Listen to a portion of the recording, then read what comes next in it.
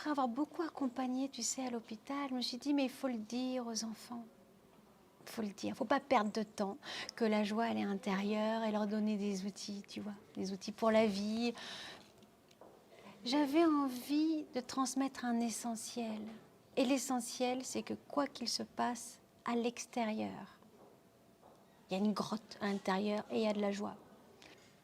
C'est un espace d'authenticité. Tu vois, c'est comme si on allait au cœur de l'enfant.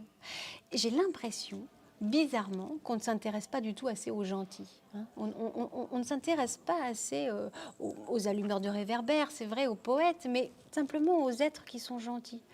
Et je me suis dit que, tiens, on va les inviter à devenir des héros de la joie. Un héros de la joie, c'est quoi? C'est un enfant qui sait prendre soin de lui et il sait rendre heureux les autres. Je suis partie de ce postulat de base que, tiens, s'ils expérimentaient ce que j'ai vécu à l'hôpital, parce que moi, à l'hôpital, j'ai inventé plein de pratiques de joie.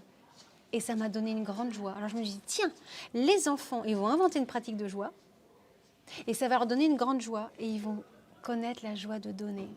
Et la joie d'être responsable d'un climat de classe merveilleux, enchanteur, harmonieux. Oh, mais je pense que jamais ils vont l'oublier. Et s'ils ne l'oublient pas, qu'est-ce que ça fait? Qu'est-ce que ça fait? Ben, ça fait une société heureuse pour le futur.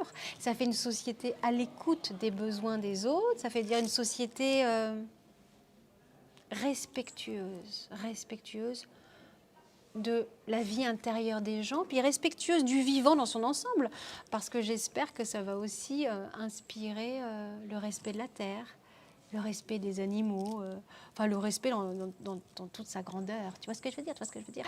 Réveillons la joie et n'oublions pas, le socle de la joie, c'est l'émerveillement. Alors, nourrissons les espaces d'émerveillement et surtout, ne faisons pas peur aux enfants. Arrêtons de leur dire que le futur, il faut avoir un métier sérieux, il faut faire des choses très, comment dire, il faut avoir une sécurité extérieure. Non, mais ça va plus se passer comme ça. La sécurité, il faut la trouver à l'intérieur, avoir un rêve généreux pour la Terre et le réaliser.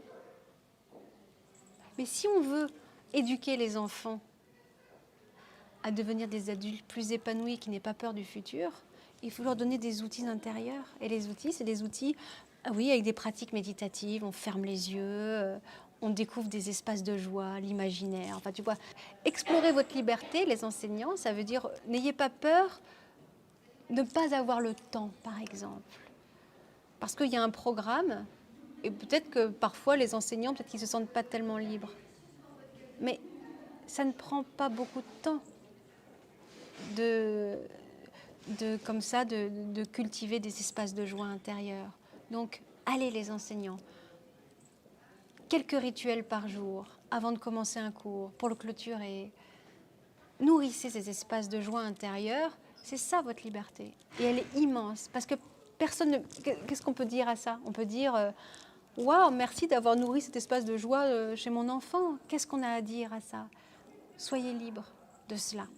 Et vous allez être des enseignants beaucoup plus heureux parce que ces espaces de silence, de joie vécue, c'est peut-être ça l'enseignement du futur. Donc n'hésitez pas à arrêter le temps. 1, 2, 3, on profite.